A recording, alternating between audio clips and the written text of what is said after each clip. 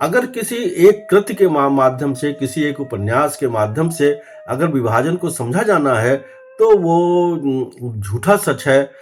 यशपाल के समस्त लेखन में भारतीय नारी के प्रति सद्भावना तथा समाज में उसे नीचा दर्जा दिया जाने का विरोध मिलता है। उनके नारी पात्र प्रायः ही उन सामाजिक बंधनों को तोड़ डालते हैं या तोड़ने के लिए संघर्ष करते हैं जो स्त्री को पुरुष व परिवार पर आश्रित रहने को मजबूर करते हैं। दोस्तों नमस्कार। तरक्की पसंद तहरीक का कारवां श्रृंखला की इस हफ्ते की कड़ी में पेश है क्रांतिकारी लेखक यशपाल पर एक डॉक्यूमेंट्री। इस डॉक्यूमेंट्री की स्क्रिप्ट लिखी है लेखक पत्रकार जाहिद खान ने। यशपाल की शख्सियत के कई पहलू हैं। वे भारतीय क्रांतिकारी आंदोलन के अहम स्तंभ रहे हैं। उन्होंने पत्रकारिता की, नई पीढ़ी को मार्क्सवाद में प्रशिक्षित किया। प्रेमचंद के बाद वे हिंदी के सबसे बड़े कथाकार हैं। उनकी कहानियां हों या फिर उपन्यास, उनमें जन पक्षधरता, यथार्थवाद और सामाजिक सरोकार स्पष्ट रूप से दिखलाई पड़ते हैं। यशपाल ने हिंदी साहित्य में यथार्थवादी परंपरा को एक वैचारिक आधार दिया। मजदूर वर्ग और मध्य वर्ग की कहानियां कहीं। एक ज़माना था जब नौजवान यशपाल का साहित्य पढ़कर मार्क्सवाद की ओर उन्मुख होते थे। यशपाल ने न सिर्फ समकालीन बल्कि आने वाली पीढ़ी को भी अपने क्रांतिकारी विचारों से प्रभावित किया। उनमें मार्क्सवादी चेतना और नज़रिया पैदा किया। यशपाल कभी कम्युनिस्ट पार्टी के मेंबर नहीं रहे, लेकिन वामपंथी विचारों से उन्होंने कभी नाता नहीं तोड़ा। उनकी नज़र में कम्युनिज्म सर्वसाधारण जनता की मुक्ति का साधन और वैज्ञानिक विचारधारा थी। यशपाल का संपूर्ण लेखन रूढ़िवाद, धार्मिक कर्मकांड, अंधविश्वासों और धर्म के नाम पर होने वाले अन्याय, अनाचार के प्रतिरोध का साहित्य है। अपने साहित्य से उन्होंने हमेशा पाठकों में एक वर्ग चेतना विकसित की। हिमाचल प्रदेश के कांगड़ा जिले के एक छोटे से गांव में 3 दिसंबर 1903 को जन्मे यशपाल को बचपन से ही पढ़ने का बेहद शौक था। स्कूली किताबों से ज़्यादा उनका मन साहित्य में रमता था। अपनी इस आदत के चलते उन्हें कई बार मार भी खानी पड़ी। दरअसल यशपाल के माता पिता उन्हें आर्य धर्म का तेजस्वी और ब्रह्मचारी प्रचारक बनाना चाहते थे। इसी सोच के तहत उनका दाखिला गुरुकुल कांगड़ी हरिद्वार में करा दिया गया। स्वतंत्रता आंदोलन में यशपाल का आगाज आर्य समाज के सुधारवादी आंदोलन से हुआ। अपने माता पिता के साथ उन्होंने साल 1920 में असहयोग आंदोलन में भी हिस्सा लिया था। लेकिन चौरी चौरा कांड के बाद महात्मा गांधी द्वारा असहयोग आंदोलन को अचानक वापस लेने के कदम से चंद्रशेखर आज़ाद और भगत सिंह के साथ उन्हें भी धक्का लगा। अपनी किताब सिंहावलोकन में वे लिखते हैं, गांधीवादी आंदोलन में भरोसा ना कर सकना ही क्रांतिकारियों को सशस्त्र क्रांति के प्रयत्नों की ओर ले जा रहा था। लाहौर के नेशनल कॉलेज में अध्ययन के दौरान यशपाल क्रांतिकारियों के संपर्क में आए। भगत सिंह, सुखदेव और भगवती चरण बोहरा भी इस कॉलेज में उनके साथ पढ़ते थे। इन क्रांतिकारियों का लक्ष्य सशस्त्र क्रांति द्वारा ब्रिटिश साम्राज्य का खात्मा करना था। इस काम के लिए उन्हें हिंसा से भी कोई गुरेज न था। यशपाल वैचारिक तौर पर शहीद आज़म भगत सिंह से सबसे ज़्यादा प्रभावित थे।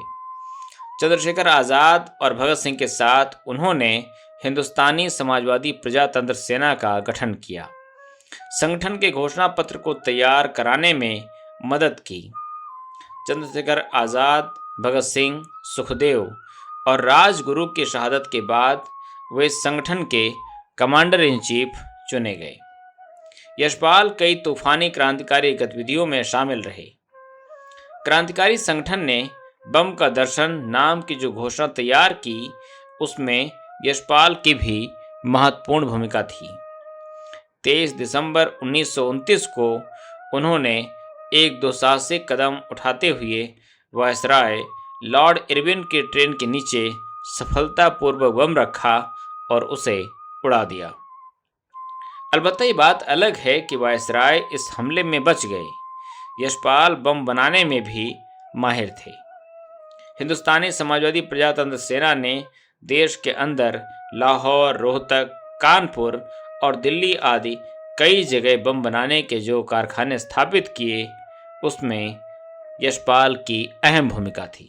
मैं उनको आंकूंगा ऐसे लेखकों में जिनमें जिंदा रहने की सलाहियत है। 23 जनवरी 1932 को यशपाल इलाहाबाद में एक पुलिस मुठभेड़ में अंग्रेज सरकार की गिरफ्त में आए। गिरफ्तार होने से पहले उन्होंने पुलिस का मुकाबला रिवॉल्वर की आखिरी गोली तक किया। उन्हें 14 साल की कठोर सजा सुनाई गई। अंग्रेज हुकूमत ने यशपाल के सामने प्रस्ताव रखा कि यदि वे माफ़ी मांग लें तो उनकी सज़ा में कुछ रियायत हो सकती है, मगर यशपाल ने यह प्रस्ताव ठुकरा दिया। जेल में रहकर यशपाल ने मार्क्सवाद और विश्व क्रांतिकारी आंदोलन का गहन और गंभीर अध्ययन किया, भरपूर लेखन किया, जो बाद में उनके अलग अलग संकलनों में प्रकाशित हुआ। यशपाल की चर्चित कहानी मकरील और कहानी संग्रह पिंजरे की उड़ान, वो दुनिया, ज्ञान दान में संकलित सारी कहानियां जेल के दौरान ही लिखी गई थीं। उनकी खुशकिस्मती थी कि 6 साल की सज़ा गुजारने के बाद ही संयुक्त प्रांत सरकार, खासतौर पर रफ़ी अहमद किदवई के प्रयासों से साल 1938 में उन्हें रिहा कर दिया गया। जेल से रिहाई के बाद एक अखबार के रिपोर्टर ने यशपाल से सवाल किया, अब उनका भावी राजनीतिक या सामाजिक कार्यक्रम क्या होगा? इस पर यशपाल का सीधा जवाब था, मैं जो कुछ बुलेट से करता रहा हूं, अब वही बुलेटिन से करने का यत्न करूंगा। अपने इस कौल पर अटल रहते हुए शस्त्र वाली क्रांति की राह छोड़कर कलम की क्रांति की तरफ आ गए। पत्रकार, संपादक और लेखक के तौर पर उन्होंने वही किया जो वे क्रांतिकारी जीवन में कर रहे थे। यशपाल जी एक बड़े लेखक थे। पत्रकारिता में उनका योगदान इतना बड़ा नहीं माना जा सकता है, और मुझे लगता है कोई भी बड़ा लेखक काफी जल्दी ये जान लेता है कि इसका जो मूल ध्येय है वो किस प्रकार के लेखन में छिपा हुआ है। अपने मासिक समाचार पत्र विप्लव के जरिए उन्होंने भारतीय अवाम के बुनियादी अधिकारों की लड़ाई लड़ी। यशपाल साम्राज्यवाद को एक शोषणकारी व्यवस्था के तौर पर देखते थे। उन्होंने अखबार के जरिए वैज्ञानिक लड़ाई को आगे बढ़ाया, देशवासियों को संगठित और जागरूक करने का काम किया। विप्लव अखबार अपने नाम के मुताबिक ही क्रांतिकारी अखबार था।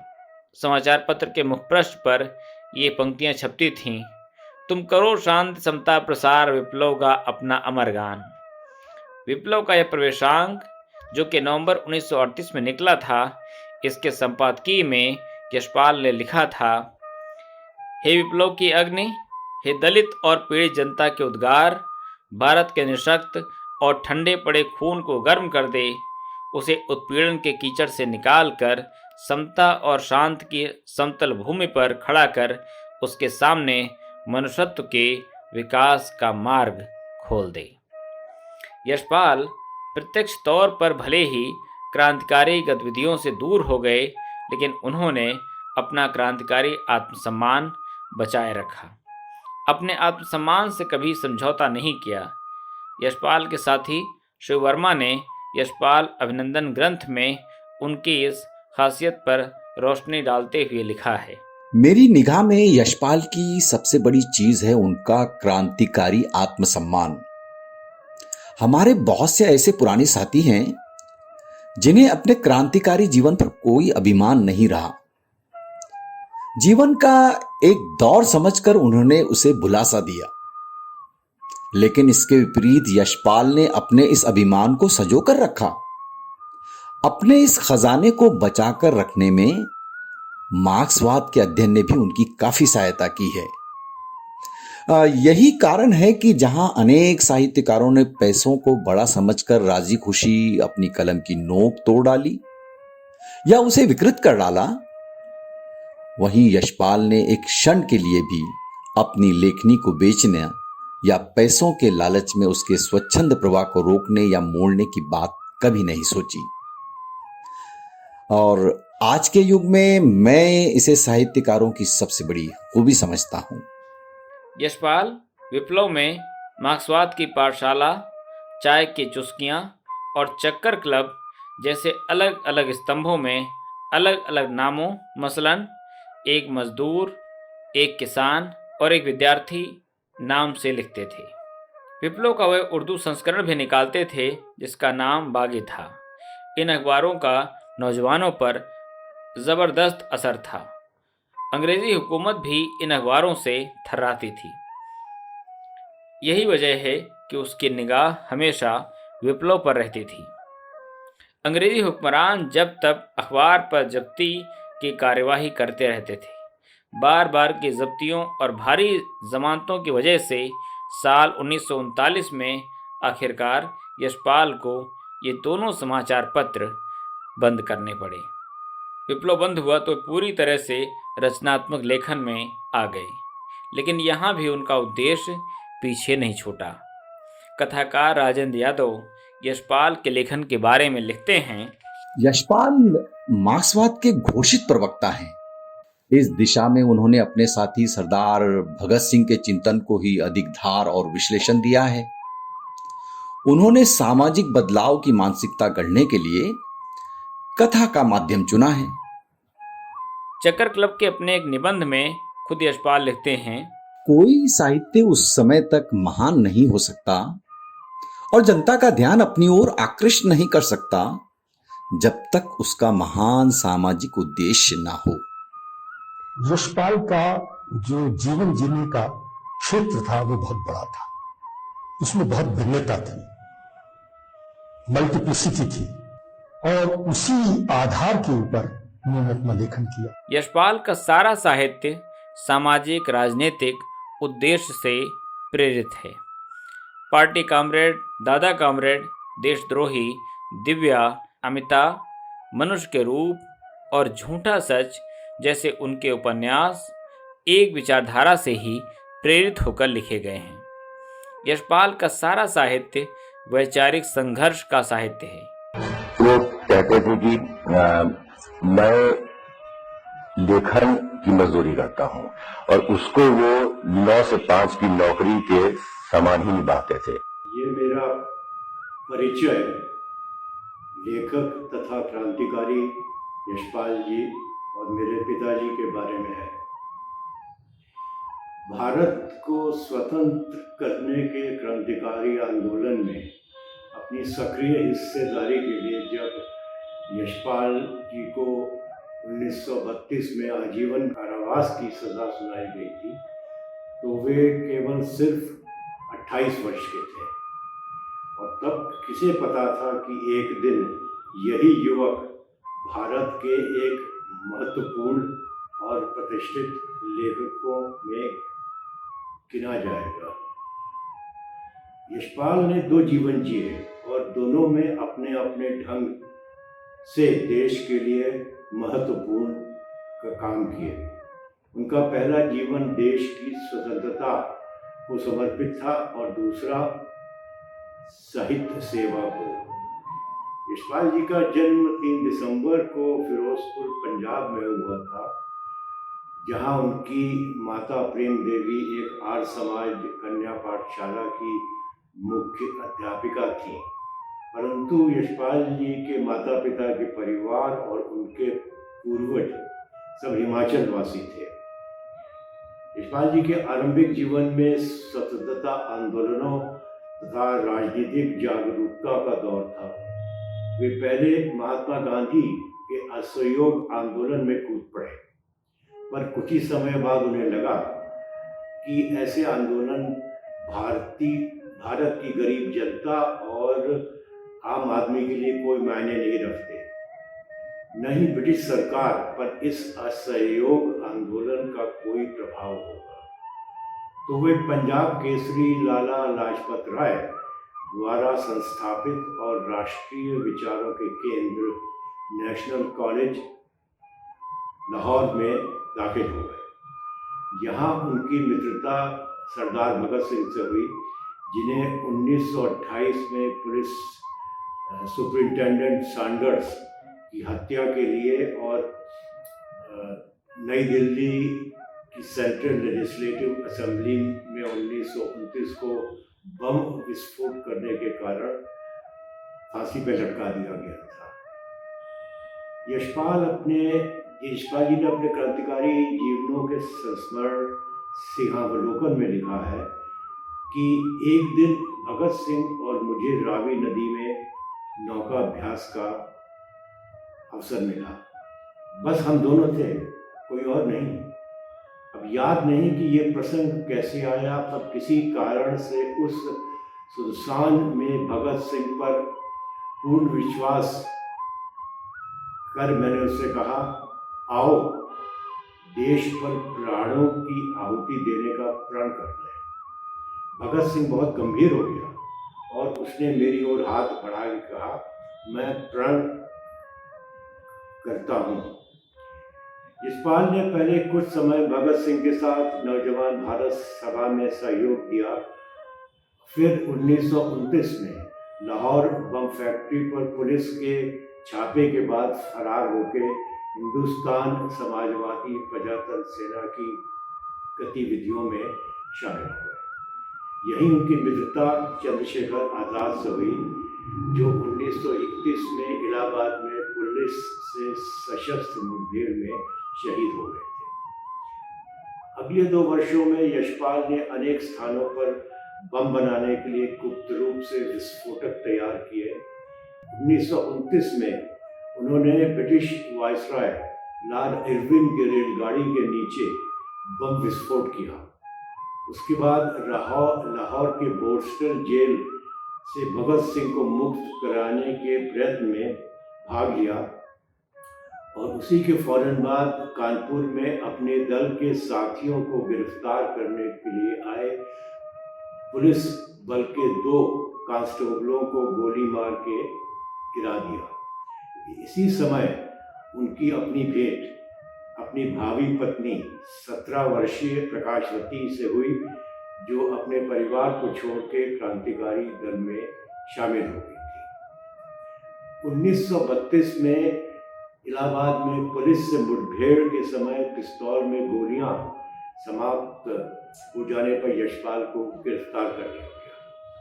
वे लाहौर षड्यंत्र केस के मुख्य अभियोगी थे, पर लंबी कार्यवाही और खर्च की आशंका से सरकार ने इन मुकदमों को न चलाने का फैसला किया।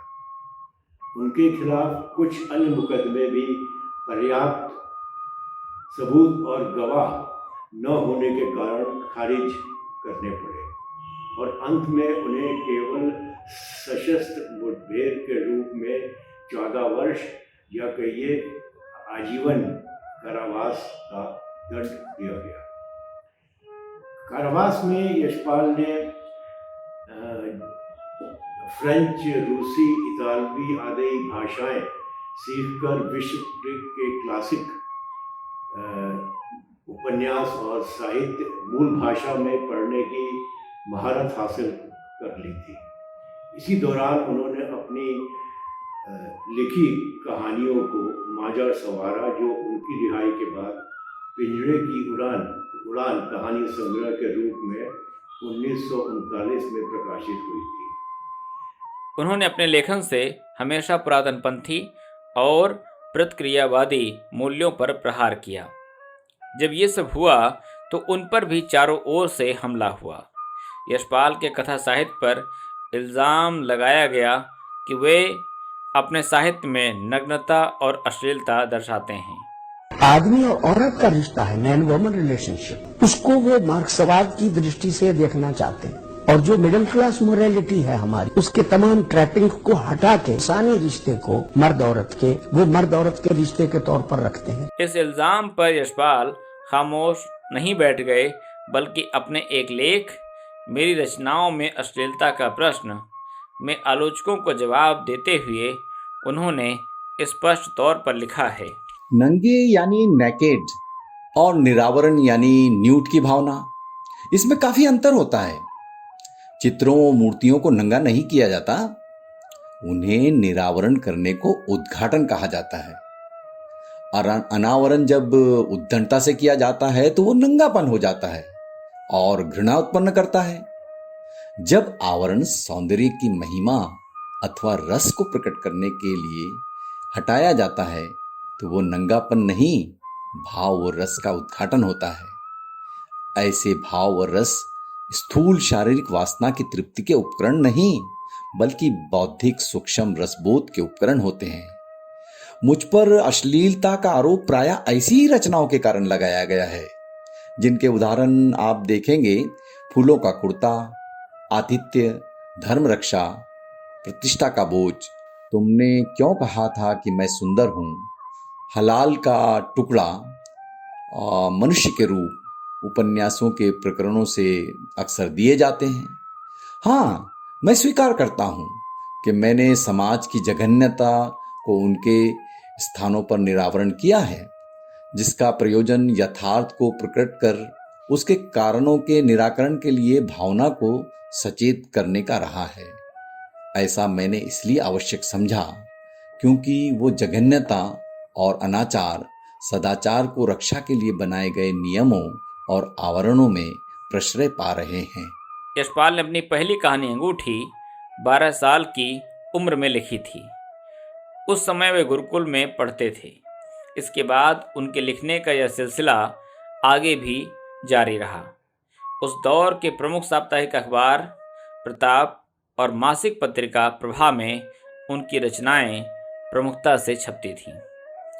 क्रांतिकारी गतिविधियों में सक्रिय भागीदारी की वजह से यशपाल का कुछ अरसे तक लेखन छूटा, लेकिन बाद में लेखन ही उनकी जिंदगी हो गया।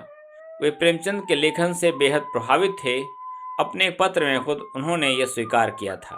प्रेमचंद की सप्रयोजन लिखने की प्रवृत्ति और कला कौशल का मैं मन से आदर करता हूँ।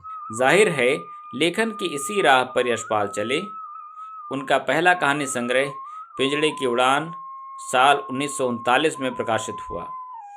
वो दुनिया 1941, ज्ञानदान अवशब्द 1944, भस्मावृत चिंगारी साल 1946, फूलों का कुर्ता 1949, धर्मयुद्ध 1950, चित्र का शीर्षक 1952, तुमने क्यों कहा था मैं सुंदर हूँ 1954, ओ भैरवी 1958, खच्चर और आदमी 1965 उनके प्रमुख कहानी संग्रह हैं।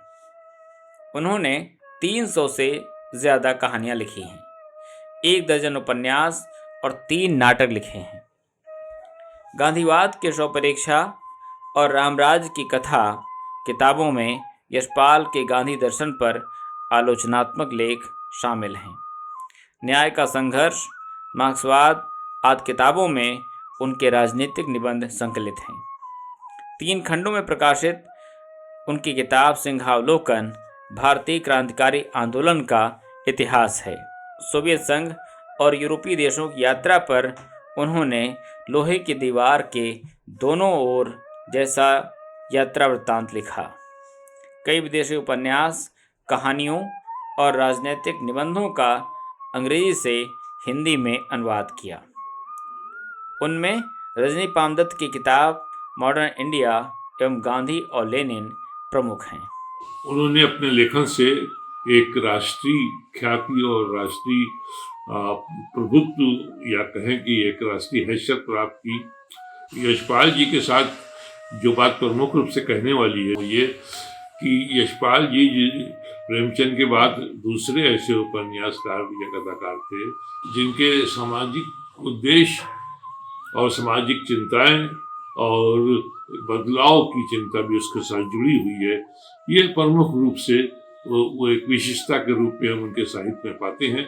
और यही प्रेमचंद के साथ भी है कि प्रेमचंद भी वो सारी चीज़ें जो रूढ़ियाँ थीं, अंधविश्वास था, स्त्री पे अन्याय था, मजदूरों किसानों का शोषण था, गरीबों के साथ अन्याय हो रहा है, विशेष रूप से किसानों को लेकर उनकी बड़ी चिंताएं थी और उनका ज्यादातर उपन्यास लेखन उसी पे है। प्रेमचंद के बाद यशपाल जी ने उस परंपरा को या धारा को बहुत मजबूती से, पूरी वैचारिक मजबूती से आगे बढ़ाया और इसलिए तो उनका महत्व भी दिन ब दिन बढ़ता गया। और ये भी समय आया जब लोग ढूंढ ढूंढ के यशपाल के उपन्यास और कहानियां पढ़ते थे। प्रगतिशील लेखक संघ से यशपाल का शुरू से ही नाता रहा। लखनऊ में उनके निवास और विप्लव कार्यालय पर ही प्रगतिशील लेखक संघ की बैठकें होती थीं। अलबत्ता उर्दू वाले अपनी अलग बैठकें अंजुमन तरक्की पसंद मुसन्निफीन के बैनर पर आले अहमद सुरूर और एहतशाम हुसैन के घर करते थे। लेकिन कई बार यह संयुक्त बैठकें यशपाल के हिवेट रोड, जो कि अब शिवाजी मार्ग कहलाता है, वाले घर में आयोजित होती थीं। इन बैठकों के अलावा ये घर साहित्यिक और हिंदी भाषा संबंधी आंदोलनों का भी केंद्र रहा। राहुल सांकृत्यायन, शिव वर्मा और कम्युनिस्ट पार्टी के महासचिव पीसी जोशी का भी इस घर में आना जाना रहा। यशपाल ने अपने कुछ साथियों के साथ लखनऊ में एक नाट्य ग्रुप, थिएटर ग्रुप भी बनाया था। इस ग्रुप के बैनर पर उन्होंने कुछ नाटक भी किए। नशे नशे की बात, जो उनके द्वारा लिखा हुआ नाटक है, इस नाटक में उन्होंने रघुवीर सहाय, देवकीनंदन पांडे और फिरोज हसन के साथ अभिनय भी किया था। यशपाल की सभी किताबें उनके खुद के ही प्रेस साथी प्रकाशन से छपती थीं। उनकी पत्नी प्रकाशवती पूरा प्रकाशन और उसकी सभी गतिविधियां देखती थीं।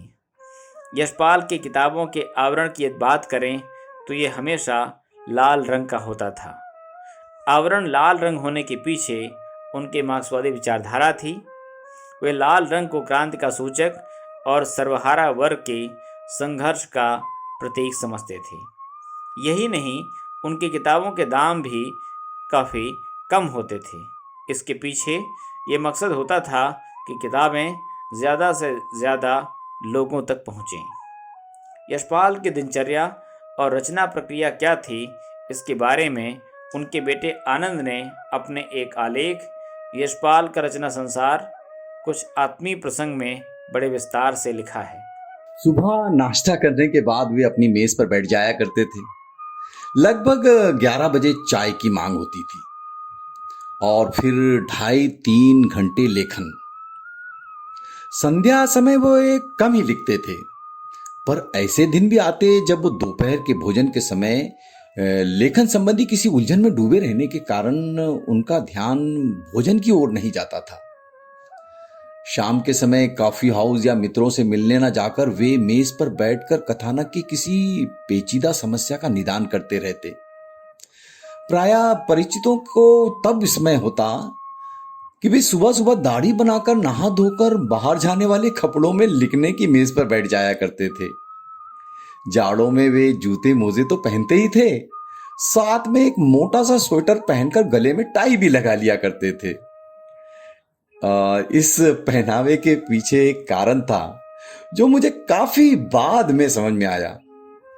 बाहर जाने योग्य कपड़े पहनने का अभिप्राय संभवतः अपने को मानसिक रूप से तैयार करना था कि चलो अब काम करने का समय आ गया है। जैसे उनका लेखन सदा सप्रयोजन था, वैसे ही उनका व्यवहार और पहनावा भी निष्प्रयोजन कतई नहीं था। किसी दिन लिखना ना होता तो सुबह नाश्ते के बाद मेज पर बैठकर पत्रों का उत्तर दिया करते या फिर अपनी किसी रचना को दोहराते रहते। मैंने कभी उन्हें प्रेरणा की प्रतीक्षा में निष्क्रिय बैठे या प्रेरणा की खोज में शून्य की ओर ताकते खाली बैठे हुए नहीं देखा। झूठा सच यशपाल का कालजयी उपन्यास है।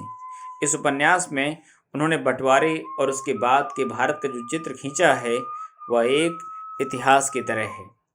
यशपाल ने खुद बंटवारे का दंश भोगा था। विभाजन के संबंध में और जानकारी इकट्ठा करने के लिए वे उन इलाकों में भी गए जो सांप्रदायिक दंगों में सबसे अधिक प्रभावित थे। वे उन दंगा पीड़ितों और शरणार्थियों से मिले जिन्होंने सांप्रदायिक दंगों में अपना बहुत कुछ खोया था। कथानक की विश्वसनीयता और उपन्यास की समग्र प्रभावशीलता की वजह से झूठा सच समूचे दक्षिण एशिया में खूब चर्चित हुआ। अंग्रेज़ी, उर्दू के अलावा कई ज़बानों में अभी तक इस उपन्यास का अनुवाद हो चुका है। भारत पाक बंटवारे को अच्छी तरह से समझने के लिए ये उपन्यास संदर्भ ग्रंथ की तरह काम आता है। उपन्यास हो या वैचारिक लेखन, यशपाल इनको लिखते समय ऐतिहासिक घटनाओं की प्रामाणिकता के लिए बाकायदा शोध कार्य करते थे। पहले ही नोट्स बना लेते, फिर उनका इस्तेमाल करते। यशपाल ने कहानी, उपन्यास और वैचारिक लेखन के माध्यम से विपुल लेखन किया है, लेकिन जो एक कृति उनकी पहचान बन गई है वो है उनका बृहत उपन्यास झूठा सच। झूठा सच भारत विभाजन की विभीषिका पर आधारित है और यह उपन्यास स्वाधीनता के शुरुआती दौर में ही लिखा गया था। स्वाधीनता के बाद विभाजन पर सभी भारतीय भाषाओं में जो कुछ भी लिखा गया है उनमें झूठा सच अप्रतिम और सर्वश्रेष्ठ है। 2 भागों में लगभग 1100 पृष्ठों में लिखा गया यह उपन्यास विभाजन के पूर्व के लगभग 1 दशक से शुरू होकर के विभाजन की त्रासदी और उसके बाद स्वाधीन भारत की निर्मित को अपने कथा फलक पर समोता है।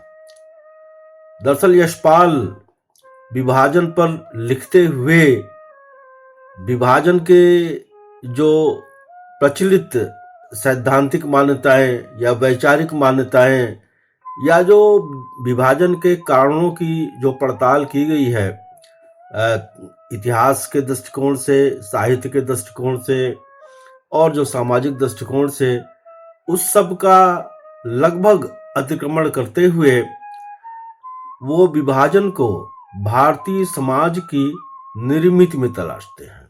विभाजन का एक प्रचलित आख्यान है विभाजन मुस्लिम लीग, जिन्ना और अंग्रेजों के षड्यंत्रों का परिणाम था। यशपाल इसके पार जाकर के भारतीय समाज की उस निर्मित की पड़ताल करते हैं जिसने इस विभाजन का रास्ता साफ किया था, और ये करते हुए वो भारतीय समाज की जो सामाजिक संरचना है, जो वर्णाश्रमी सामंती संरचना है, जो जातिवादी संरचना है, जिसके तहत हिंदू श्रेष्ठता का भाव केंद्र में है, जो कि अल्पसंख्यक यानी मुस्लिमों के प्रति, और जो समाज का जो दलित वर्ग है उस दलित वर्ग के प्रति दूरी का भाव और एक अन्य का भाव रखता है। यशपाल उसकी व्याख्या करते हैं।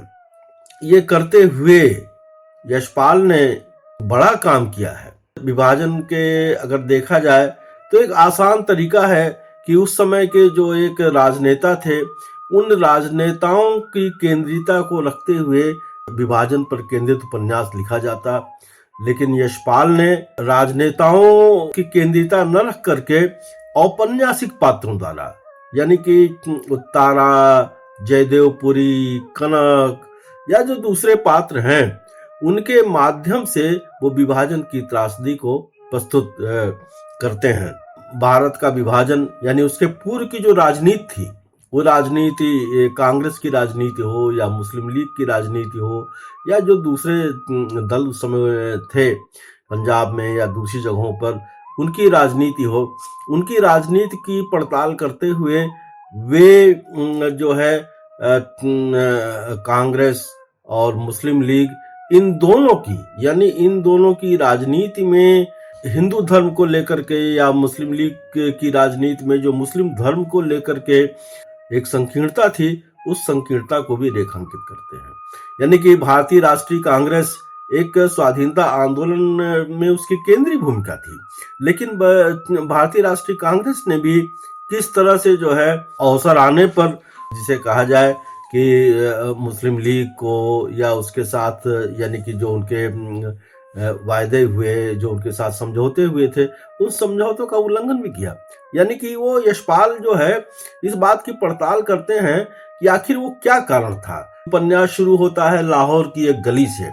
उस लाहौर की गली में जो हिंदू सेविकाएं हैं, वो हिंदू सेविकाएं जिस तरह से प्रचार करती हैं, और उस प्रचार के दौरान जो वो मुस्लिम द्वेष जिस तरह से प्रस्तुत करती हैं, उससे यशपाल यह दिखाना चाहते हैं कि समाज में इसकी स्थितियां जो हैं बनी हुई थी। एक जो दूसरी बात, जो महत्वपूर्ण बात यह है कि जैसे विभाजन के दृश्य हैं उपन्यास में, जो पाकिस्तान का इलाका बाद में बना पंजाब का, वहां से जो विस्थापन हुआ हिंदुस्तान की तरफ, और जो भारत की तरफ से जो काफिले और जो लोग जो हैं यहाँ से वहां गए, उसमें फर्क क्या था, एक यह भी रेखांकित करते हैं। विभाजन के दौरान जो है स्त्री को जिस तरह से माल मवेशी के रूप में जो है समझा गया, लूटा गया, और उसे एक जो है ऑनर का एक पर्याय बनाया गया, वह भी यशपाल ने बहुत ही, एक जिसे कहा जाए कि मार्मिक ढंग से और एक ऐतिहासिक साक्ष्य के साथ प्रस्तुत किया है। विभाजन की उस त्रासदी के दौरान जब पुरुष भटक गए, कहीं खो गए, और उसके बाद जब ढूंढते ढूंढते अपने घरों पर वापस हुए, तो उनका फूल माला के साथ उनका स्वागत हुआ, उनकी वापसी का। लेकिन जो वो स्त्री ढूंढते हुए, यानी कि अपने घर पर पहुंची, बंती नाम की एक स्त्री का चित्रण उसमें है कि वो लाहौर से जो है विभाजन की उस जो है भगदड़ में कहीं खो गई थी, और ढूंढते ढूंढते अपने परिवार को, यानी परिवार भी विस्थापित हुआ था। जब वो दिल्ली अपने परिवार के पास पहुंची, तो उस परिवार के लोगों ने उसे जो है स्वीकार करने से इनकार कर दिया। बंती वहीं पर एक जिसे कहा कि मैं तो इस परिवार की हूँ, ये परिवार अगर नहीं स्वीकार करेगा तो मेरा क्या होगा। परिवार वहीं घर की चौखट पर वो सर पटक पटक करके जो है उसकी मृत्यु हो जाती है। यानी वो विभाजन जो है स्त्री और पुरुष में भी किस तरह का भेद करता है। दूसरा ये कि यशपाल जो है, यानी कि आजादी के बाद, यानी कि जो भारतीय राष्ट्र राज्य बन रहा था, उस बनते हुए राष्ट्रीय राज्य में जो यहाँ सरकार बनी पंडित जवाहरलाल नेहरू के नेतृत्व में, तो उसके बाद जो है, यानी कि जो लोग जो है विभाजन के पूर्व जो है अंग्रेजों की तरफदारी करते थे, द्वितीय विश्व युद्ध में जो सेना में भर्ती कराने के लिए जो है अभियान कर रहे थे, जो स्त्रियां स्वेटर बुन रही थी उनके नौजवानों के लिए, अंग्रेजों की सेना के लिए, वही सारे लोग जो हैं बड़ी संख्या में कांग्रेस की राजनीति में शामिल हुए। स्वाधीन देश में जिस तरह का एक जो है देश बनना चाहिए था, उसमें जो है एक राजनीति ने किस तरह की बाधा पहुंचाई। यशपाल क्रिटिक करते हैं, राजनीति का क्रिटिक करते हैं, वो किसी को बख्शते नहीं हैं। तो मैं समझता हूं कि विभाजन जो के इतने वर्षों बाद अगर किसी एक कृति के माध्यम से, किसी एक उपन्यास के माध्यम से अगर विभाजन को समझा जाना है, तो वो झूठा सच है। देखिए, विभाजन के बारे में जो चर्चाएं होती हैं, जो लेखन किया जाता है, कई बार उनमें जो है कुछ कृतियों का उल्लेख होता है जिसमें कि अंग्रेजी की कृतियां शामिल है, वो है। लेकिन ये दुर्भाग्यपूर्ण है, ये हिंदी में लिखा गया इतना बृहत और इतना बड़ा उपन्यास जो है वो चर्चा के बाहर रहता है। तो आवश्यकता इस बात की है, आज जब एक दूसरा विभाजन, यानी विभाजन जारी है, भारतीय समाज का विभाजन जो सांप्रदायिकता के आधार पर और धर्म के आधार पर 1947 में हुआ था, उसकी आहटें एक बार फिर दिखाई पड़ रही हैं। तो एक ऐसे दौर में जबकि विभाजन की आहटें हमारे सामने हैं, तो मैं समझता हूं कि झूठा सच के माध्यम से हम विभाजन की त्रासदी को भी समझ सकते हैं। आज के समय में भी विभाजन जारी है और एक नए विभाजन का खतरा मौजूद है। तो इस तरह के उसमें मैं समझता हूं कि यशपाल के झूठा सच को फिर से पढ़ा जाना चाहिए, उस पर जो है पुनरावलोकन होनी चाहिए, और उस पर जो है मैं समझता हूँ कि खाली विमर्श के माध्यम से नहीं, वो एक समाजशास्त्री दृष्टिकोण से भी बहुत महत्वपूर्ण वो उपन्यास है। यशपाल पर चर्चा करते हुए झूठा सच की चर्चा जो है, एक जिसे कहा जाए कि जरूरी ही नहीं, भारतीय समाज को समझने के लिए, भारतीय राजनीति को समझने के लिए, विभाजन को समझने के लिए एक जरूरी दस्तावेज है। यशपाल की सबसे जानी पहचानी रचना और हिंदी के सर्वाधिक उपन्यासों में से एक झूठा सच, इसके दो भाग हैं, एक 1958 में प्रकाशित हुआ था, एक 1960 में। इसकी तुलना प्राय टॉल्स्टॉय के उपन्यास युद्ध और शांति से की जाती है। इसकी विश्व भर में प्रशंसा हुई है। उसका उदाहरण एक ये है कि एक विश्व की एक प्रमुख पत्रिका अमेरिका की न्यूयॉर्कर, जो खूब जानी मानी है, ने इस उपन्यास को की समीक्षा प्रकाशित की थी और उसमें लिखा था, perhaps the greatest long novel about India. ये उपन्यास जो है, यह दो परिवारों के जीवन में विभाजन के पहले के पंजाब तथा बाद के भारत में आए उतार चढ़ाव की हृदयग्राही कहानी है। समीक्षकों ने इसे हिंदू और मुस्लिम दोनों दृष्टिकोण के संतुलित वर्णन के लिए सराहा था। तो पाठकों ने इसे सामाजिक और राजनीतिक परिस्थितियों के अंतरंग तथा सूक्ष्म वर्णनों तथा स्वतंत्रता प्राप्ति के बाद की महत्वाकांक्षी पर बेअसूल कांग्रेसी नेताओं के निर्मम चरित्र चित्रण के लिए अविस्मरणीय पाया।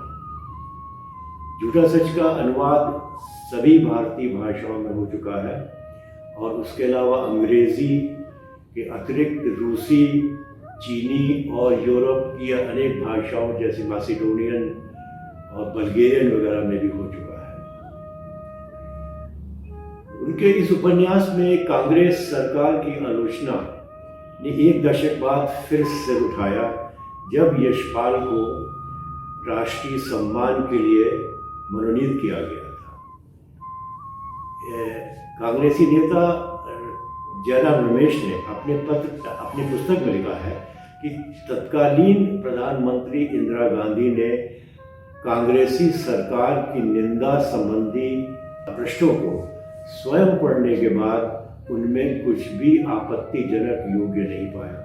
झूठा सच जब वो लिख रहे थे, मेरी माँ से आके लगातार बात करते रहते थे, क्योंकि मेरी माँ के परिवार में 7 बहनें और 3 भाई थे। बहुत बड़ा परिवार था, पंजाबी परिवार, कि किसी के मरने पे क्या कुछ होता था। यशपाल जी एक तरह से प्रेमचंद के बाद हिंदी साहित्य में उपन्यास लेखन के मामले में उनको यह हैसियत हासिल है या यह श्रेष्ठता प्राप्त है कि प्रेमचंद के बाद अगर उपन्यासकारों में किसी का नाम लिया जाता है, विशेष रूप से सामाजिक उद्देश्यों से जुड़े हुए, सामाजिक बदलाव के लिए जो लोग लिख रहे थे अपने समय में, उसको देखते हुए यशपाल जी अत्यंत महत्वपूर्ण उपन्यासकार, कथाकार और नाटककार और पत्रकार भी थे वो, और उसके अलावा भी बहुत सारी विधाओं में वो लिखते थे। और इन विधाओं में जो प्रमुख चीज़ थी और जो प्रेमचंद की भी थी, कि प्रेमचंद का भी आप चाहे उनकी टिप्पणियाँ पढ़िए, चाहे उनके संपादकीय पढ़िए, उनकी जो पत्रिकाएं निकलती थी, चाहे उनका उपन्यास पढ़िए या कहानियाँ पढ़िए या नाटक पढ़िए, सब में एक सामाजिक उद्देश्य है, एक बदलाव की चिंता नजर आती है। उपन्यासों के अलावा यशपाल की कहानियों का भी कोई जवाब नहीं। फूलों का कुर्ता, पर्दा, खुदा और खुदा की लड़ाई, कलाकार की आत्महत्या, दूसरी नाक, ओ भैरवी, खच्चर और आदमी, आदमी का बच्चा, काला आदमी, महाराजा का इलाज, दास धर्म और नई दुनिया उनकी प्रमुख कहानियां हैं। हिंदी साहित्य को आधुनिक बनाने में भी यशपाल का बड़ा योगदान है। उनके लेखन का मूल्यांकन करते हुए कथाकार कमलेश्वर ने लिखा है, यशपाल में आधुनिकता का एक सतत प्रयास है। और उसी ने हिंदी कहानी को आधुनिक बनाया है। यशपाल की रचनाओं ने हमारे पाठकों का स्वरूप बदला और उन्हें जिंदगी के प्रयोजन का अनुभव दिया। यशपाल ने प्रत्येक पाठक के मानस की सांस्कारिक और परंपराबद्ध ग्रंथियों को खोलकर उन्हें नए और आधुनिक को स्वीकार करने लायक बनाया है। अब हिंदी के प्रसिद्ध लेखक और अग्रणी हिंदी लेखक भीष्म साहनी ने लिखा था कि यशपाल अग्रदूत तथा एक नए संसार की आवाज है। वे उस पौध के लेखक हैं जिसमें एक और लेखक सामाजिक क्षेत्र में होने वाले जन संघर्ष से जुड़ता है, दूसरी ओर उसी से उत्प्रेरित होकर अपना साहित्य रचता है। पिछले 51 वर्ष में विश्व साहित्य की यही विशिष्ट प्रवृत्ति रही है और उसने साहित्य को ऐसे जुझारू और महान लेखक दिए हैं जिनमें पाब्लो नेरुदा, नाजिम हिकमत, लुई अरागा, फैज अहमद फैज, महमूद दरवेश आदि विभूतियाँ आती हैं। ये लेखक आज के लेखक हैं और आज के विश्वव्यापी संघर्ष उत्पीड़ित विशाल जन समाज की उपज है। यशपाल इन्हीं लेखकों की विशिष्ट पांत में खड़े हैं। यशपाल फिरोजपुर रहते हुए भी गांधी जी के सहयोग आंदोलन के लिए भाषण करते थे, विदेशी कपड़ों की होली जलाते थे और लाहौर में वो माहौल और भी ज़्यादा गर्म था और ये लोग गांधी जी से प्रभावित थे।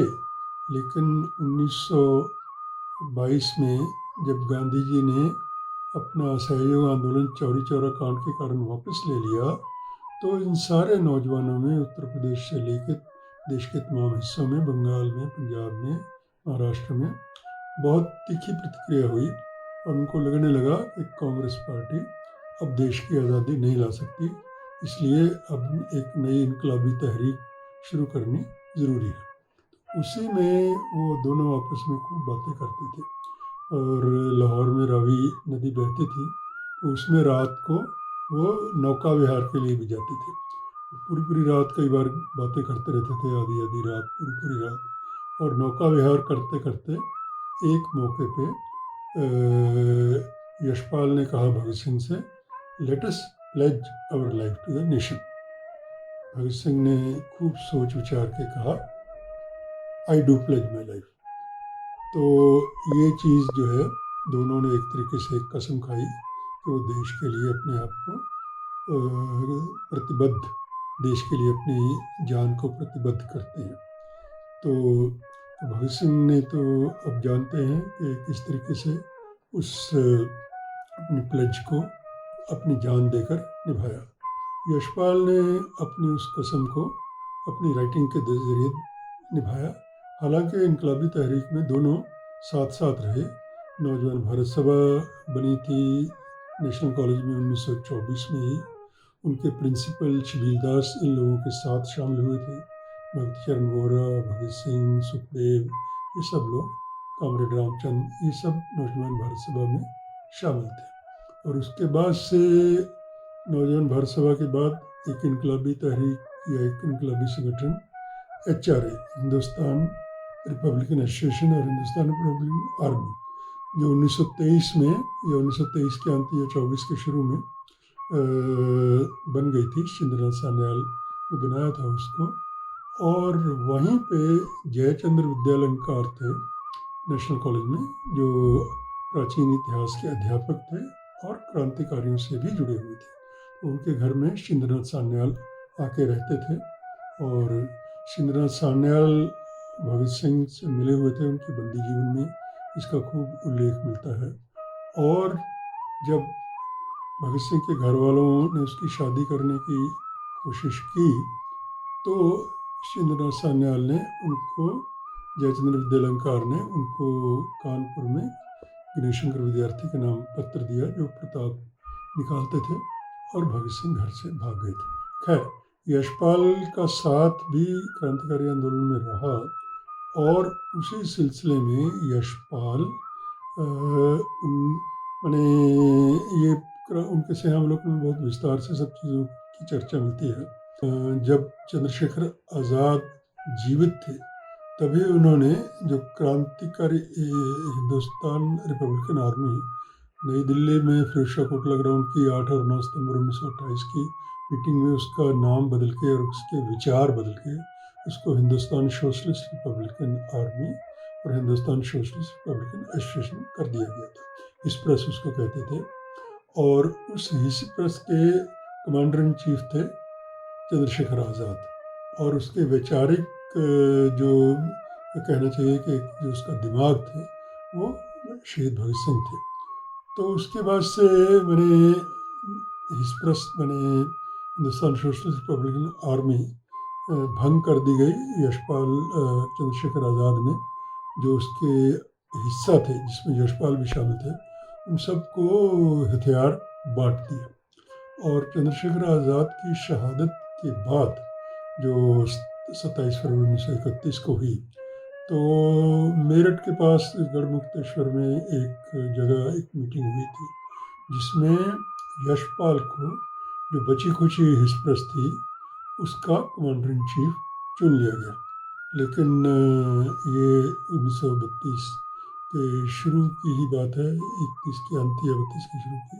लेकिन उसके लगभग थोड़े ही समय बाद यशपाल को गिरफ्तार कर लिया गया और गिरफ्तार करने के बाद उनको उम्र कैद की सज़ा दी गई और उनको जेल में रखा गया।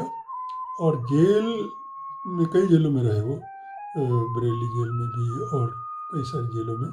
और वहीं पे रहते हुए जब कांग्रेस सरकारें बनी 1937 के चुनाव में, तब उनको 6.5 साल काटने के बाद, जेल काटने के बाद, तब उनको रिहा कर दिया गया था। लेकिन जेल में रहते हुए ही यशपाल का लेखन शुरू हुआ था। इसमें और दिलचस्प बात ये भी है कि यशपाल ने मैंने हिंदुस्तान के जो वायसराय थे उसमें लॉर्ड इरविन, तो 23 दिसंबर 1929 को उनकी एक ट्रेन जो स्पेशल ट्रेन थी उनके लिए, 23 दिसंबर को दिल्ली के थोड़ा परे जाके उनकी ट्रेन के नीचे बम विस्फोट किया था। तो बम बनाए गए थे और बम बनाने के बाद जबकि गणेश शंकर विद्यार्थी ने संदेश दिया था कि इस तरह की कोई कार्रवाई ना की जाए जिससे गांधी इरविन वार्ता में कुछ खलल पड़े। लेकिन तब भी यशपाल ने कहा नहीं, मैं तो ये एक्शन करूँगा ही। और वो उसमें वायसराय तो बच गए थे, लेकिन ट्रेन का एक डिब्बा उड़ गया था जो वायसराय से पिछला या अगला था। और उसके बाद मैंने उसी केस में उनको जब गिरफ्तार करके सजा दी, तो तब मैंने एक बार भगत सिंह ने भी उनको संदेश भेजा अपने साथियों के ज़रिए। भगत सिंह उनको कहते थे एक तरीके से कि वो लिखने वाला है, कलमकार है। और उसने कहा कि उससे कहो कि वो लिखा करे, पैम्फलेट लिखा करे, ना कि ये एक्शन में। एक एक्शन उसने कर लिया, अब उसको सिर्फ लिखना चाहिए। यशपाल ऑथर एंड पेट्रियट अंग्रेजी में इस पुस्तक की लेखिका, जिन्होंने 1959 में यशपाल पर एक अमेरिकी विश्वविद्यालय से PhD भी की थी और उनकी अनेक पुस्तकों का अंग्रेजी में अनुवाद भी किया। उनका नाम है कोरिन फ्रेंड और उन्होंने हिंदी के प्रबुद्ध समालोचकों की तरह एक बहुत ही समीचीन तथा सटीक टिप्पणी की थी कि यशपाल के आम आदमी के सरोकार तथा सामाजिक न्याय के लिए प्रतिबद्धता, मानवीय स्वभाव की विविधताओं और विचित्रता की समझ तथा पात्रों की संवेदना तथा विनोदिता से चित्रित करने की सक्षमता तथा अपनी सहज पर सशक्त शैली के कारण वे प्रेमचंद के सच्चे उत्तराधिकारी हैं। यशपाल में आप ऐतिहासिक उपन्यासों को भी पाते हैं और सामाजिक उपन्यासों को भी पाते हैं, और उसके साथ साथ एक आम जन की जो लड़ाई उन्होंने लड़ी है अपनी रचनाओं में, वो दुर्लभ है। यशपाल हमारी राजभाषा हिंदी के साथ साथ उर्दू ज़बान के फ़रोग़ और तरक्की के भी हामी थे। इन दोनों भाषाओं के मसले पर जब देश में तनाव फैलाने की कोशिशें हुईं तो उन्होंने इसकी पुरज़ोर मुखालफत की। अगस्त 1967 में उर्दू ज़बान के हक़ में जो प्रस्ताव पारित किया गया, उस पर भगवती चरण वर्मा, अमृतलाल नागर, सुमित्रानंदन पंत, प्रकाश चंद्र गुप्त और राम कुमार वर्मा के साथ यशपाल ने भी हस्ताक्षर किए थे। एक और बात यशपाल के बारे में जो आपको सुनने और पढ़ने को मिली होगी कि यशपाल बेहद सिस्टमेटिक ढंग से, व्यवस्थित ढंग से रहते थे। कई सारी अफवाहें भी उनको लेकर के थीं। कथाकार अमृतलाल नागर ने लिखा है एक संस्मरण में, यशपाल बड़ा ठोस आदमी है। यशपाल जब जेल से छूट करके आए तो उस समय उन्होंने लखनऊ में रहना शुरू किया, लेकिन उन्हें देख करके लगता था कि वो बहुत ही व्यवस्थित, बिना समय लिए हुए उनसे मिलना और सहज रूप से वो आपसे मिलें, इसको लेकर के कई सारी धारणाएं बनी हुई थी। उस दौर में नागर जी चगल्लस का संपादन कर रहे थे, तो विप्लव का जब प्रकाशन शुरू हुआ तो उन्होंने चगल्लस के संपादक के नाम विप्लव का अंक भेजा। नागर जी ने अंक पढ़ा और एक पत्र में उस विप्लव की संघ की तारीफ की और मिलने के लिए उनसे समय मांगा। इसी का किस्सा नागर जी लिखते हैं। मुझे उनके कसे हुए चौड़े कपाल और उभरी ठोड़ी वाले तिकोने चेहरे पर घनी काली रोबीली भौहों की अपने ऊपर पड़ने वाली पहली छाप खूब अच्छी तरह से याद है। यशपाल अगर मुछमुंडे न होकर पुराने पंजाबियों की तरह से मूछों वाले होते तो उनकी घनी मूछें जो असर डालती, वही असर उनकी भौहें डालती थीं। यशपाल में शिष्टाचार इस तरह से ABCD नुमा था कि लगता था कि जैसे जंगल का शेर शहरी सभ्यता के रोजमर्रा ही सर्कस के वास्ते पकड़ कर लाया गया हो, और शेर स्वयं अपना ही रिंगमास्टर बनकर नए व्यवस्थित जीवन की सारी बारेखड़ी पूरी सतर्कता के साथ दोहराता हो। इस शिष्टाचार के पक्ष के अलावा उनका एक दूसरा पक्ष जो बातों में अत्यंत सहज उभरा, वह उनकी वैचारिक प्रतिभा का था। 2-4 बातों में ही एक जगह पर वह मेरे मन को टक से छू गए। मैंने उनका अधिक समय न लिया और चला आया। मुझे याद है मैंने नरोत्तम नागर और रामविलास शर्मा दोनों ही मित्रों से कहा था, यशपाल जी हवा नहीं हैं, मिलने लायक आदमी हैं। इसके बाद चूँकि उस समय तक विप्लव ने प्रताप की जो लाइन थी पत्रकारिता की, उसे संभाल लिया था। यशपाल ने विप्लव का एक अंक आज़ाद 1931 में भगत सिंह राजगुरु और सुखदेव को जो फांसी हुई थी, इसके बाद क्रांतिकारियों को लेकर के बहुत कुछ अनर्गल प्रचार किया जा रहा था। उस दौर में नेहरू की आत्मकथा प्रकाशित हुई थी। आत्मकथा में नेहरू ने चंद्रशेखर आज़ाद को फासिस्ट रुझान वाला व्यक्ति कहा था, शीर्षक से केंद्रित किया और उसमें इस दुष्प्रचार का जवाब देते हुए संपादकीय में लिखा था, आज आज़ाद का नाम लेकर बहुत से विवाद चल रहे हैं। जब ऐसे व्यक्ति आज़ाद के संबंध में कलम चलाएंगे जिन्हें आज़ाद के जीवन के उस भाग का परिचय नहीं जिसने चंद्रशेखर आज़ाद को हमारे अभिमान की वस्तु बना दिया, तब ऐसा होगा ही। जिस रूप में आज कम्युनिस्ट शब्द व्यवहार में लाया जाता है, ठीक उसी अर्थ में आज़ाद जरूर कम्युनिस्ट नहीं थे। आज़ाद क्या, हम में से कोई भी उन अर्थों में कम्युनिस्ट नहीं था और ना हम लोग हो सकते हैं। आज़ाद सन 31 के फरवरी मास के 27 तारीख को शहीद हुए थे और उसी के कुछ दिन बाद मुझे मुंबई में कुछ हिंदुस्तानी और यूरोपियन कम्युनिस्ट नेताओं से बातचीत करने का अवसर मिला था। सिद्धांत रूप से उनकी बात से सहमत होकर भी मैं उनके कार्यक्रम को अपनाने को तैयार नहीं हुआ और कम्युनिस्ट हमारे कार्यक्रम को गलत समझते थे।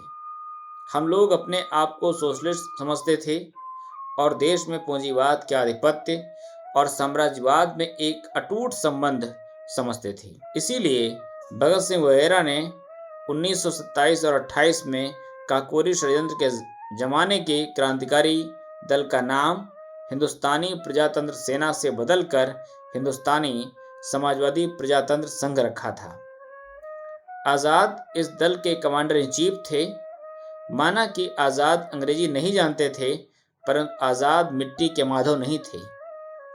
समाजवाद का अर्थ समझे बिना न तो वे इस दल का नाम बदलने में सहमत होते और न उसके कमांडरी की जिम्मेदारी ही लेने को तैयार होते। आज़ाद के जीवन का क्षेत्र सिद्धांतों की बारीक आलोचना नहीं था। अगर ऐसा होता तो पंडित जवाहरलाल जी को उनके साथ बातचीत करने पर आज़ाद के फैसिस्ट होने का संदेह न होता। बहस करना आज़ाद का काम नहीं था, वह थे केवल कर्मठ प्रैक्टिकल आदमी। यशपाल बेहद स्वाभिमानी व्यक्ति थे। अपने ज़मीर से उन्होंने कभी कोई समझौता नहीं किया। अपनी ज़िंदगी में उन्होंने न कभी कोई सरकारी सहायता मांगी और न ही कोई पद ग्रहण किया। इसी के साथ एक भ्रांति का समाधान ज़रूरी है कि प्रायः ये भगत सिंह के बारे में लिखने के बारे में पुस्तकों और उनके बारे में उनका इतिहास, उनकी जीवनी लिखने वालों ने लिखा है कि भगत सिंह का ने या तो बम का दर्शन के उत्तर में बम का दर्शन जो कि महात्मा गांधी के लेख कल्ट ऑफ द बॉम्ब का उत्तर था, उसमें भगत सिंह ने योगदान किया। अभी हम शीघ्र ही एक पुस्तक प्रकाशित होने वाली है जिसमें उस समय के क्रांतिकारियों और भगत सिंह के सहयोगियों के लेख हैं। ये लेख और संस्मरण अब तक उपलब्ध नहीं थे, उनका शीघ्र ही प्रकाशन होगा और उससे ये स्पष्ट हो जाएगा कि भगत सिंह ने बम का दर्शन लेख प्रकाशित होने के बाद देखा था, पहले नहीं देखा था। वास्तविकता ये है कि महात्मा गांधी का लेख कल्ट ऑफ द बॉम्ब 2 जनवरी को प्रकाशित हुआ था। उसके बाद आज़ाद ने यशपाल और भगवती चरण को लखनऊ बुलाया था और इन लोगों ने एक साथ बैठ के अगले एक सप्ताह में फिलॉसफी ऑफ द बॉम्ब लिखा था, बम का दर्शन, और उसको आज़ाद ने अपने एक गुप्त स्रोत से कानपुर में प्रकाशित करवाया था। तो इस वक्त तक ये जनवरी के 14 या 15 तारीख हो चुकी थी और उसके बाद इंद्रपाल, जिनका संस्मरण स्पष्ट कहता है, उसको लेके पंजाब और उत्तरी प्रांतों में भेजा गया था, जहां उन्होंने पहले से योजना बना के 26 जनवरी को उसको वितरित कर दिया था। तो इसमें निश्चित रूप से भगत सिंह को इसको देखने, प्रकाशन से पहले इसको देखने या दोहराने की कोई संभावना नहीं थी, जो कि शीघ्र ही प्रकाशित होने वाली पुस्तकों से स्पष्ट हो जाएगा। सरकार ने इस आज़ादी के सिपाही की लंबे समय तक उपेक्षा की। उन्हें कोई बड़ा सरकारी सम्मान पुरस्कार नहीं दिया गया। आखिरकार 1970 में भारत सरकार ने यशपाल को अपने बड़े नागरिक सम्मानों में से एक पद्म भूषण से नवाजा। तो साल 2003 में उनकी जन्मशती के मौके पर एक डाक टिकट भी जारी किया गया, जबकि इससे पहले साल 1969 में उन्हें सोवियत लैंड नेहरू पुरस्कार मिल चुका था। यशपाल की जिंदगी के आखिर में साहित्य अकादमी को उनका ख्याल आया। जो साहित्य अकादमी अवार्ड उनके उपन्यास झूठा सच के लिए दिया जाना था, वो साल 1976 में उपन्यास मेरी तेरी उसकी बात के लिए मिला। साल 1976 की 26 दिसंबर वो तारीख थी जब इस महान क्रांतिकारी, बेहतरीन लेखक और चिंतक ने इस दुनिया से अपनी आखिरी विदाई ली। यशपाल जी का जिस दिन निधन हुआ उस दिन मैं अपने घर पे लेटा हुआ था, सोने जा रहा था एक प्रकार से, और रेडियो में समाचार सुन रहा था। तभी उस रेडियो पे समाचार आया कि हिंदी के प्रसिद्ध उपन्यासकार भगत सिंह के साथी और क्रांतिकारी आंदोलन के सक्रिय सहयोगी रहे यशपाल का निधन। तो यशपाल के निधन का समाचार हमने सुना तो हम एकदम चौंक पड़े, एक धक्का लगा मुझे, क्योंकि मेरी यशपाल जी से बड़ी निकटता थी और मेरा उनके घर बराबर का आना जाना था। एक तरह से हम लोग का उनसे पारिवारिक संबंध था। तो जो मैंने सुना तो मैं एकदम से उठा और मैंने अपनी बीवी से कहा कि भाई देखो, हम महानगर जा रहे हैं यशपाल जी के यहाँ, यशपाल जी का निधन हो गया। अरे तो इतनी रात में कहाँ जाएंगे, सुबह चले जाइएगा। जैसा बीबियाँ कहती हैं वैसे ही तो वो भी कहेंगी। तो हमने कहा कि नहीं भाई, अभी इसी वक्त जाना है उनको। और मैं एक कंबल लेके और कपड़े बदल के वो कंबल कंधे पर डाला मैंने कि पता नहीं वहाँ सर्दी का क्या हाल हो। मैं अपने घर से चल गया, सवारी नहीं मिली थी, ठंडे बहुत ठंडक का मौसम था वो। तो मैं पहुंचा उनके घर तो काफ़ी लोग आके जा चुके थे, तब भी काफ़ी लोग मौजूद थे। और सबसे बड़ी बात ये थी कि क्रांतिकारी आंदोलन के लोग, भगत सिंह के साथी चंद्रशेखर और गुरु, उनके साथ राजगुरु और सुखदेव के साथी और उस आंदोलन के बहुत सारे लोग जो थे, उनमें से कुछ तब भी हमको वहाँ मिले, सरदार सिंह जी मिले और बहुत से लोग मिले। मैं रुक गया वहाँ, जो मैंने देखा तो वहाँ के हालचाल, तो मुझे लगा कि मुझे रात यहीं गुजारनी चाहिए अब यहाँ से, क्योंकि सवारी का संकट था। महानगर में वो रहते थे और महानगर से तब इतनी ज़्यादा ट्रैफिक नहीं चलता था और इतनी ज़्यादा आसानी से सवारियाँ नहीं मिलती थी। उनको पता लगा घर वालों की शकील जो है और रात में यहीं रुकेंगे, तो उन्होंने जो जिस बेड पे यशपाल जी का शरीर रखा हुआ था और चादर से उसको ढक दिया गया था, ठीक उसके बगल में उन लोगों ने मेरी भी बेड डाली थी। यानी यशपाल जी का शव और मैं लगभग एक दूसरे के साथ सो रहे थे और रात भर मैं इस चिंता में रहा कि भाई ये यशपाल जी क्रांतिकारी आदमी हैं, गोलियां चलाते रहे, बम फेंकते रहे अंग्रेजों के ऊपर, और इनके साथ मैं सो रहा हूँ कहीं रात में उठ के। तो एक भय का, एक संशय का सा भी भाव मेरे अंदर था। लेकिन बहरहाल नींद तो नींद होती, जकड़ लेती आदमी को, आई और मैं रात भर वहीं रहा। तो ये एक अलग तरह का बिल्कुल अनुभव था कि यशपाल जी के साथ बहुत बातें की, कॉफी हाउस में बैठे और सभाओं में रहे, साहित्यिक गोष्ठियों में रहे। तो उन सबके अलावा इस अवसर पे जब इस संसार को छोड़ चुके हैं और उनका शरीर मिट्टी हो चुका है, एक प्रकार से सभी लोग मानते हैं कि मिट्टी हो जाता है शरीर मरने के बाद, उस उनके मिट्टी के उस शरीर के साथ में लेटा हुआ था और पूरी रात मैंने उनके साथ गुजारी। ये मेरे जीवन की एक उपलब्धि है और एक बड़ा अवसर था कि मुझे ये मिला। बहरहाल मैं उन्हें आज याद करता हूँ और उन्हें श्रद्धांजलि अर्पित करता हूँ। यशपाल आज भले ही हमारे बीच नहीं हैं, लेकिन अपनी किताबों में वे हमेशा जिंदा रहेंगी और अपने क्रांतिकारी विचारों से आने वाली पीढ़ियों को देश प्रेम एवं समतावादी शोषण मुक्त समाज के निर्माण के लिए प्रेरित करते रहेंगे। ये डॉक्यूमेंट्री अगर आपको अच्छी लगी हो तो इसे दोस्तों के साथ साझा करिएगा और हमें लिखिएगा कि और हम इसमें क्या सुधार कर सकते हैं। शुक्रिया।